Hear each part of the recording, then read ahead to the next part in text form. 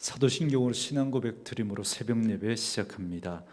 전능하사 천지를 만드신 하나님 아버지를 내가 믿사오며 그 외아들 우리 주 예수 그리스도를 믿사오니 이는 성령으로 잉태하사 동정녀 마리아에게 나시고 본디오 빌라도에게 고난을 받으사 십자가에 못 박혀 죽으시고 장사한 지 사흘 만에 죽은 자 가운데서 다시 살아나시며 하늘에 오르사 전능하신 하나님 우편에 앉아 계시다가 저리로서 산자와 죽은 자를 심판하러 오시리라. 성령을 믿사오며 거룩한 공회와 성도가 서로 교통하는 것과 죄를 사하여 주시는 것과 몸이 다시 사는 것과 영원히 사는 것을 믿사옵나이다. 아멘. 이 아침에 우리에게 주시는 하나님의 말씀은 누가복음 5장 1절에서 11절 말씀까지입니다. 누가복음 5장 1절에서 11절 말씀까지 우리 말씀 찾으셨으면 한 목소리로 같이 읽습니다. 무리가 몰려와서 하나님의 말씀을 들을새 예수는 게네사렛 호숫가에 서서 호숫가에 배 두 척이 있는 것을 보시니 어부들은 배에서 나와서 그물을 씻는지라. 예수께서 한 배에 오르시니 그 배는 시몬의 배라.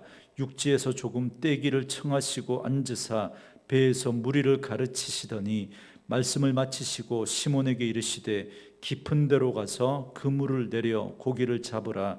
시몬이 대답하여 이르되 선생님, 우리들이 밤이 새도록 수고하였으되 잡은 것이 없지만은 말씀에 의지하여 내가 그물을 내리리이다 하고 그렇게 하니 고기를 잡은 것이 심히 많아 그물이 찢어지는지라.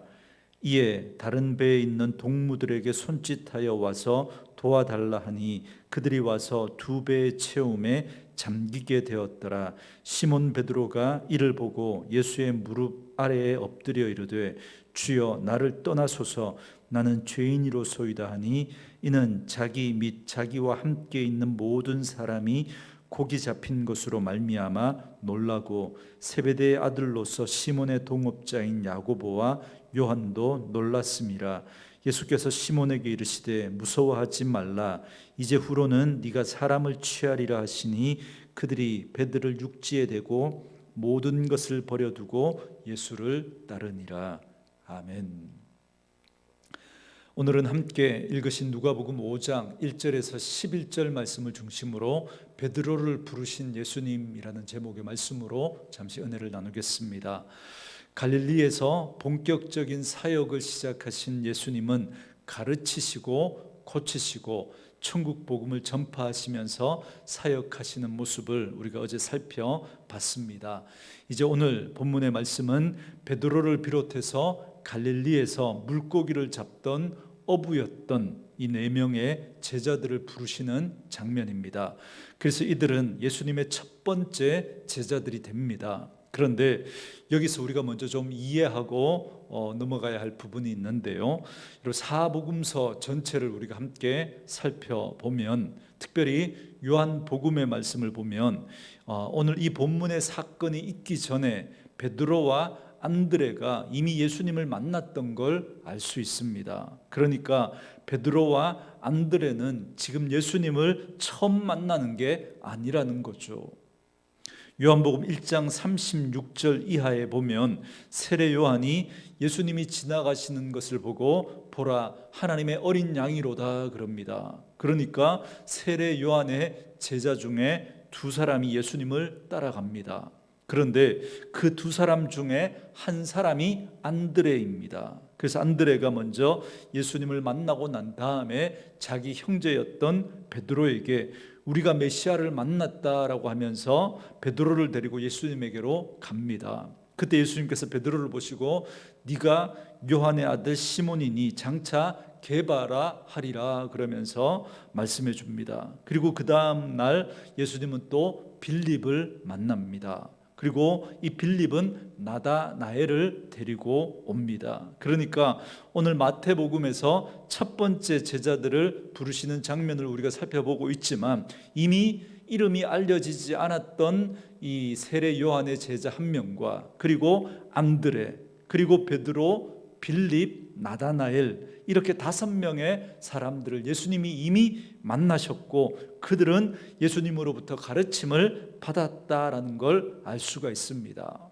그런데 오늘 본문을 보면 그들은 여전히 어부 생활을 하고 있습니다. 그러니까 그들은 그때까지는 아직 예수님을 훌륭한 랍비 정도, 그 정도로 생각을 했던 겁니다. 그래서 그 예수님에게 자신의 인생을 던질 만큼 그렇게 결단하지는 못했던 거죠. 그런데 오늘 본문에서 베드로를 비롯한 4명의 제자들은 예수님이 단지 훌륭한 선생, 랍비 정도가 아니라 그 이상의 존재라는 사실을 깨닫게 됩니다. 그래서 이제는 자신의 모든 인생을 예수님에게 걸고 예수님을 따라 나서는 그런 모습을 볼 수 있습니다.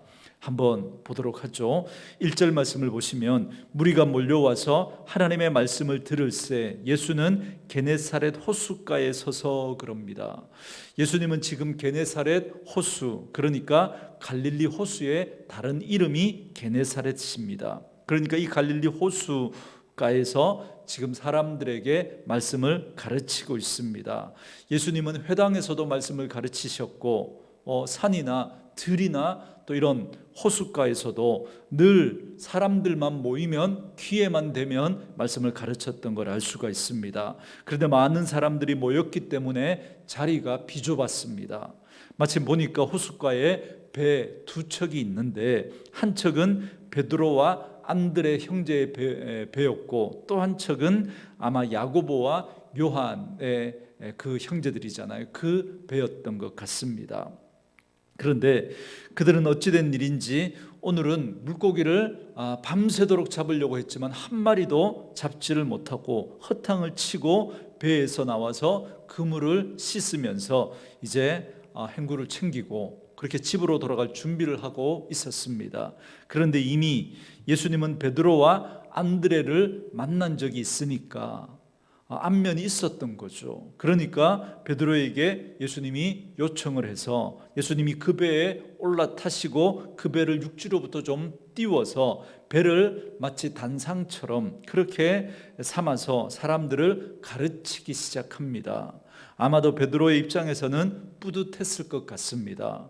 어제 우리가 살펴봤던 것처럼 예수님은 권위를 가진, 그래서 다른 사람들과는 다른 그런 권위 있는 가르침을 하시는 아주 훌륭한 랍비로 그렇게 생각을 했거든요. 그래서 그런 랍비가 자기 배를 빌려서 그래서 많은 사람들에게 가르침을 하고 있으니까 아마 그런 뿌듯함을 느끼지 않았을까 그런 생각을 해봅니다. 그런데 예수님께서 말씀을 마치시고 베드로에게 이렇게 말씀하십니다. 4절에 보니까 깊은 데로 가서 그물을 내려 고기를 잡으라 그럽니다. 여러분, 이건 어떻게 보면 굉장히 얼척없는 그런 말입니다. 나사렛 산골 출신 목수의 아들이었던 그 예수가 갈릴리에서 어부로 잔뼈가 굵은 베드로에게 물고기 잡는 법을 가르치는 격이기 때문에 그렇습니다. 베드로가 자신이 가진 모든 경험과 방법, 지식, 노하우, 기술 다 써봤지만 밤새도록 물고기를 한 마리도 그날따라 잡지 못했습니다. 그리고 이제 포기하고 그물을 다 정리했습니다. 몸과 마음이 여러분 지칠 대로 지치지 않았겠습니까? 그런데 이제 막 다 정리해 놓은 그 그물을 다시 들고 가서 그것도 깊은 데로 가서 그물을 던지라 그럽니다. 여러분, 물고기 잡는 것에 대해서 제가 전혀 모르는 저지만 그래도 그물로 고기를 잡으려면 깊은 데 가서 그물을 던지면 안 된다라는 정도는 제가 알고 있습니다. 여러분, 아무리 당신이 유명한 랍비라도 각자의 전문 영역이 있는데, 그런데 어떻게 이 베드로가 그 어부인, 그 갈릴리에서 잔뼈가 굵은 그 베드로에게 함부로 베드로의 그 전문 영역인 그 물고기 잡는 것에 대해서 이래라 저래라 함부로 말할 수 있습니까? 그럴 수는 없는 거죠. 이건 어부로서 베드로의 자존심을 상하게 할 만한 아주 무례한 말입니다. 그런데 오늘 베드로는 놀라운 반응을 보여줍니다. 5절 말씀에 보니까 시몬이 대답하여 이르되 선생님 우리들이 밤이 새도록 수고하였으되 잡은 것이 없지만은 말씀에 의지하여 내가 그물을 내리리이다 그럽니다.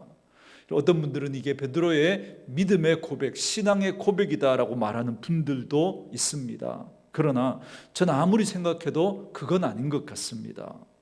이게 만약에 베드로의 믿음의 고백이었다면 나중에 고기를 많이 잡은 것 때문에 놀랄 일이 어디 있습니까?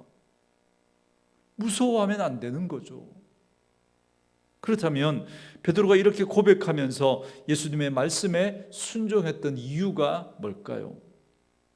이미 지난번에 예수님을 만난 적도 있었고 그때도 그랬고 지금도 그렇고 예수님의 권세 있는 가르침에 적지 않은 영향을 받았던 것 같습니다. 그렇기 때문에 예수님을 랍비로 선생님으로 대우하고 예의를 갖춰주려고 했던 겁니다. 그래서 안 잡힐 걸 뻔히 알지만 잡힐 거라고는 1도 생각하지 않지만 그러나 내가 당신을 존중하는 마음으로 한번 당신의 말대로 해보겠습니다. 여러분 그 말인 거죠. 그런데 여러분 어떤 일이 벌어집니까? 예수님 말씀대로 그물을 내리는 순간 그물이 찢어질 정도로 물고기를 많이 잡게 됩니다. 그래서 다른 배에 도움을 요청해서 2배의 물고기를 가득 채우게 됩니다. 그래서 이들은 놀랍니다. 아니요, 놀람을 넘어서서 두려움까지 느꼈던 것 같습니다. 그래서 여러분 10절 말씀에 보니까 예수님께서 무서워하지 말라 그러잖아요. 그들은 놀람을 넘어서서 두려움을 느꼈던 겁니다. 그래서 여러분 이 일을 통해서 그러니까 베드로는 예수님에 대해서 신적인 경외감을 느꼈던 겁니다. 여러분 죄인이 하나님을 만났을 때 하나님 앞에 섰을 때 보였던 반응이 꼭 이렇습니다. 그 반응을 지금 베드로가 보이고 있는 거예요. 8절 말씀에 시몬 베드로가 이를 보고 예수의 무릎 아래 엎드려 이르되 주여 나를 떠나소서 나는 죄인이로소이다 그럽니다. 그러니까 베드로는 이 일을 통해서 예수님이 어떤 분이신지 어렴풋이 알게 된 것 같습니다. 그것은 바로 예수님이 하나님이라는 겁니다. 신적인 권위를 느낀 거예요. 그러니까 그 전까지는 유명한 랍비처럼 그렇게 생각했는데 그런데 이 사건을 통해서 그 정도가 아니라 예수님에게서 하나님을 느낀 겁니다. 이것이 바로 하나님 앞에 섰을 때 모든 인간이 갖게 되는 기본적인 자세입니다. 죄를 가진 인간이 거룩하신 하나님 앞에 서게 되면 자신이 얼마나 큰 죄인인지 자신이 얼마나 하나님 앞에 설 수 없는 더럽고 추한 존재인지를 깨닫게 됩니다. 그게 다 드러나게 됩니다. 여러분 이사야 선지자를 보십시오. 성전에서 하나님의 영광을 배웠을 때 그가 이렇게 말하지 않습니까? 화로다 나 연망하게 되었도다. 나는 입술이 부정한 사람이요 나는 입술이 부정한 백성 중에 거주하면서 만군의 여호와이신 왕을 배웠나이다 그럽니다. 그러니까 하나님을 깨닫고 경험하는 순간 모든 인간은 이렇게 자신의 죄인됨을 깨닫고 그 앞에서 거꾸러질 수밖에 없는 거예요. 이게 바로 경외감입니다. 여러분 오늘 우리도 마찬가지입니다. 사랑하는 성도 여러분, 하나님이 창조주이시고 하나님이 이 세상의 주권자라는 사실을 여러분은 믿으십니까? 지금 우리가 살아가고 있는 이 시대도 이 상황 속에서도 그 살아계신 하나님께서 섭리하시고 그 하나님이 다스리고 계신다는 사실을 여러분은 믿으십니까? 그 사실을 여러분이 믿으시고 인정한다면 오늘 우리가 하나님 앞에서 보여야 할 믿음의 태도와 자세는 무엇이라고 생각하십니까? 사랑하는 성도 여러분, 제가 여러분들에게 늘 말씀드리는 것 중에 하나가 있죠. 우리 이제 믿음 생활하면서 하나님하고 예수님하고 성령님하고만 승부를 보자고 제가 늘 그렇게 말씀드리지 않습니까? 여러분 어둠을 쫓아내는 가장 좋은 방법이 뭐라고요? 어둠아 물러가라. 여러분 그렇게 해서 어둠을 쫓아냅니까? 아니죠. 빛을 켜면 됩니다. 스위치를 켜서 빛을 켜면 어둠은 물러가게 됩니다. 여러분 오늘 우리가 살아가고 있는 이 시대는 마지막 시대입니다. 미혹의 시대입니다. 맞아요. 사단이 여러 가지 것들로 우리를 미혹할 것입니다. 미혹하고 있습니다. 그렇기 때문에 우리 분별해야 합니다. 그럼 우리 어떻게 해야 될까요? 사단의 전략이 뭔지 그걸 일일이 다 알면 되겠습니까? 아니요. 우리가 일일이 그걸 다 알 수도 없고 알면 또 바꿉니다. 여러분, 진패만 제대로 알면, 진짜만 제대로 알면 여러분 위패는, 가짜도는 얼마든지 구별해낼 수 있는 겁니다. 그렇기 때문에 우리는 이 혼란한 시대에 더더욱 말씀에 집중하고 말씀을 알아가셔야 합니다. 왜 터무니없는 음모론에 여러분 미혹이 되냐고요?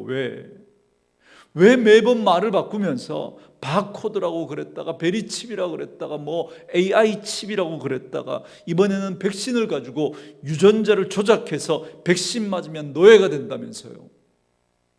그래서 이번 코로나가 빌 게이츠를 비롯한 똑똑하고 돈 많은 엘리트들이 5년 전부터 기획한 어떤 프로젝트라고 그런다면서요.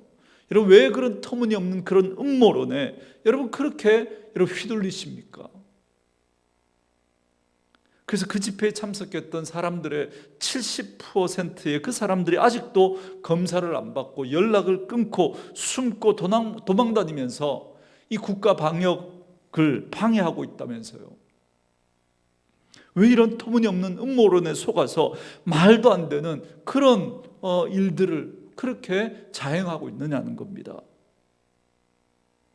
여러분, 어떻게 백신 주사를 통해서 인간의 유전자를 바꿀 수 있습니까? 어떻게 인간의 유전자를 조작해서 노예를 만들 수 있습니까? 여러분, 이게 말이 된다고 생각하십니까? 여러분, 상식적으로 이게 말이 된다고 생각하십니까? 여러분, 이번 코로나의 상황은 하나님을 하나님으로 인정하지 않고 하나님의 자리까지 높아진 우리 인간들을 향하여서 회개하라고, 하나님의 하나님 되심을 인정하라고, 우리의 죄인됨을 인정하라고, 우리는 하나님 손 놓으시면 아무것도 아니라고, 그렇기 때문에 우리는 하나님의 은혜 아니면 살아갈 수 없는 존재라는 것을 깨달으라고 하나님께서 우리에게 회개하라고 사인처럼 보내시는 그런 하나님의 섭리 가운데 벌어진 일입니다. 그동안 우리가 얼마나 잘못된 믿음을 가지고 엉터리 믿음 생활을 했는지를 깨닫고 돌이키라고 하나님께서 보내시는 사인과도 같은 것입니다. 하나님은 지금도 일하고 계신 줄 믿습니다. 하나님은 하나님을 사랑하는 자들의 그 선을 위해서 지금도 모든 상황 가운데 하나님은 일하고 계신 줄 믿습니다. 여러분, 혹시나 여러분 이런 터무니없는 그런 음모론에 여러분들이 마음 뺏긴 분들이 있다면 여러분 돌이킬 수 있기를 원합니다. 여러분, 왜 하나님께서 하나님이 택하신 이스라엘 백성들 그 나라를 망하게 하시면서 심지어 하나님의 성전까지 무너뜨려가면서 그렇게 그런 일들을 하나님께서 왜 하셨을까요? 왜? 돌이키라고 그런 거죠. 돌이키라고.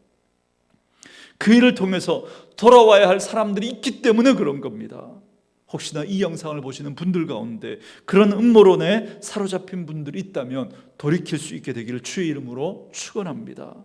성전이 무너지고 이방인의 말발굽에 그 성전이 무참히 밟혔지만 그러나 여전히 하나님은 하나님 되셔서 그 상황 속에서도 일하신 줄 믿습니다. 지금 우리 한국교회와 성도들이 세상 사람들에게 온갖 조롱과 욕을 먹고 있지만 그러나 여전히 하나님은 하나님 되시며 지금도 하나님은 이 상황 속에서 역사하시고 섭리하시고 일하고 계신 줄 믿습니다. 그렇다면 우리가 그 사실을 인정한다면 오늘 우리는 그 하나님 앞에서 우리의 죄인됨을 고백하며 하나님의 은혜를 구하며 하나님 앞에 나아가는 그런 저와 여러분 되어져야 할 줄 믿습니다. 오늘 이 아침에 우리의 상황 속에서 벌어지는 이 일들 가운데서 하나님의 손길을 느끼신다면 오늘 그 하나님 앞에서 우리의 죄인됨을 고백하고 회개하며 하나님의 은혜를 구하는 이 아침 되어줄 수 있기를 주의 이름으로 축원합니다. 이 시간에 오늘 은혜 아니면이라는 찬양을 들으면서 말씀 묵상하시고 함께 기도한 시간 갖겠습니다.